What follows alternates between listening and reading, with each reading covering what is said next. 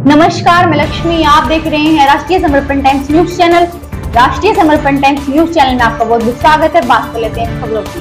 खबर दरअसल Indian national Lokdal party से संबंधित है। दरअसल आज लाइन पार में पहुंचे इंडियन नेशनल लोकदल पार्टी के नेता कपूर राठी व भाद्रुगढ़ नगर परिषद की चेयरपर्सन के उम्मीदवार मोनिका राठी का लाइन पार में फूल मालाओं से स्वागत किया गया।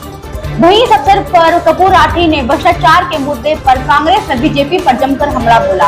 आइए सुनाते हैं आपको क्या कुछ कहा कपूर राठी ने। देखिए हमारी खास ये लोगों का विश्वास और प्यार है जो जिसकी वजह से हम लोगों को जगह जगह जा रहे हैं तो सम्मान मिल रहा है। और ये अंडर द रोड करंट है। ये करंट कांग्रेस बीजेपी वालों को जब पता चलेगा जब चुनाव का रिजल्ट आएगा, और चुनाव का रिजल्ट आएगा तो आप यकीन मान के चलिए कि भ्रष्टाचारियों का खात्मा होगा और आम आदमी की आवाज सुनने वाला, आम जनता की और साधारण लोगों की आवाज सुनने वाले नगर परिषद में बैठेंगे।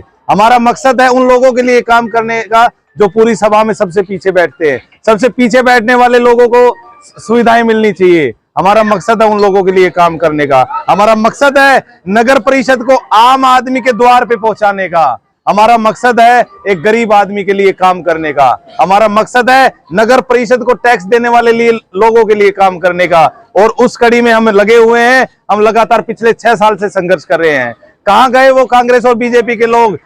जिस बीजेपी ने पिछले 8 साल से जनता पे राज किया, उससे पहले 10 साल कांग्रेस ने राज किया। जनता को क्या मिला? जनता को मिली तो टूटे हुए रोड, खराब सफाई व्यवस्था, गंदे पानी पीने का, सीवर जाम, लाइटें खराब, सुनवाई होती नहीं, गलत हाउस टैक्स, गलत प्रॉपर्टी टैक्स। और अब जनता की बारी है। जनता निश्चित तौर पर यकीन करके मानिए, जनता ने मन बनाए बैठी है। मामला जीत का नहीं है, अब तो मार्जिन की लड़ाई चल रही है। दूसरे तीसरे नंबर के लिए कांग्रेस बीजेपी आपस में लड़ेंगी।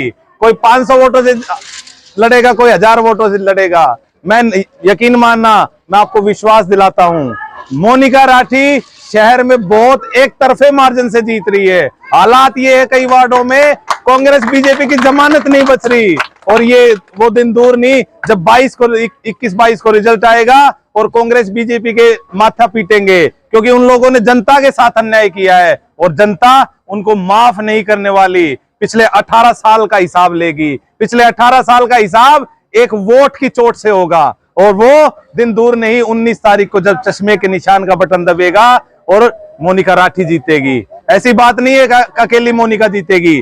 जहां जहां चश्मे के चुनाव चिन्ह पे युवा पार्षद लड़े, हमारा मकसद है युवाओं को आगे लाने का। हमारा मकसद है युवाओं को साथ लेके काम करने का, और उस मकसद में हम कामयाब हो गए। क्योंकि आज का युवा लग पड़ा है पूरे बहादुरगढ़ में एक बदलाव की मुहिम में। आज का युवा लग पड़ा है उस व्यवस्था को चेंज करने के लिए जिससे वो दुखी है पिछले 18 साल से।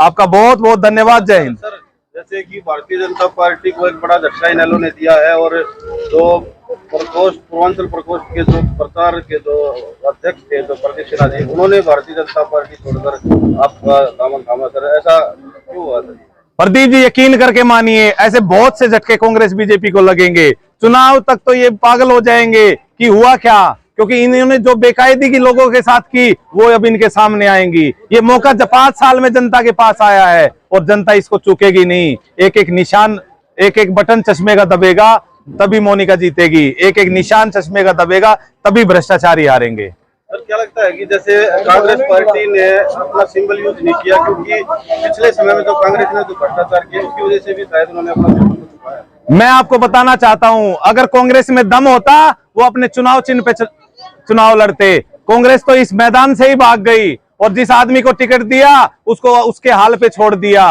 उसके साथ ना तो कांग्रेस ही है ना पूरी कांग्रेस है। दिखावे के लिए प्रचार में आएंगे, दिखावे के लिए वोट की अपील करेंगे, लेकिन उनका मन जानता है ना वो वोट मांगना चाहते उसके लिए, क्योंकि उसने भी ऐसा कोई अच्छा काम नहीं कर रखा।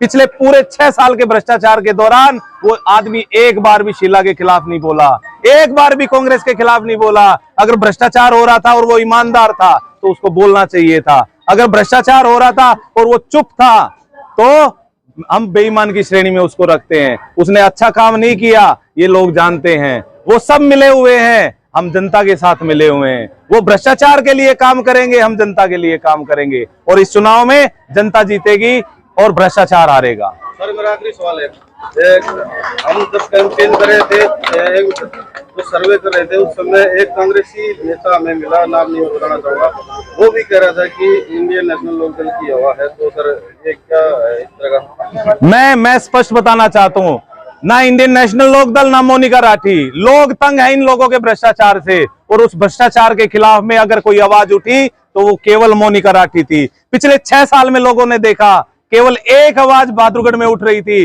वो केवल भ्रष्टाचार के खिलाफ मोनिका राठी बोली। और मोनिका राठी के पक्ष में इसलिए लोग हैं, इसलिए वो लोग हैं जो ईमानदार हैं। जो ईमानदार लोग होंगे वो हमें वोट करेंगे, जो बेईमान और भ्रष्टाचार होंगे वो उनका समर्थन करेंगे। हमें कोई फर्क नहीं पड़ता, क्योंकि हमारा मकसद लोगों के लिए काम करने का है। हम भ्रष्टाचार के खिलाफ आवाज उठाएंगे। क्या अपील करना चाहते हैं सर बहादुरगढ़ से? एक ही अपील है, 18 साल से लोगों ने देख लिया, 18 साल में मिला क्या? खराब लाइटें, पानी की बुरी हालात, रुके हुए सीवर, टूटी हुई सड़कें, गंदे गंदे कूड़े के ढेर। उस कूड़े के ढेर जो 40 करोड़ रुपए सालाना नगर परिषद देती है, वो किसकी वजह से मिले? बीजेपी और कांग्रेस वालों की तरफ से। अरे हम तो सत्ता में नहीं थे, आप हमारे वार्ड में जाके देखो, वही नगर परिषद के अंदर काम करते हैं, वही वार्ड है। हमने अपने पैसे से भी फ्री वाईफाई की सर्विस शुरू की। अगर जनता मौका देगी तो पूरे बहादुरगढ़ में फ्री वाईफाई करेंगे। अगर जनता मौका देगी, फ्री वाईफाई के अलावा नगर परिषद को आपके द्वार पे पहुंचाने का काम करेंगे। ठीक है।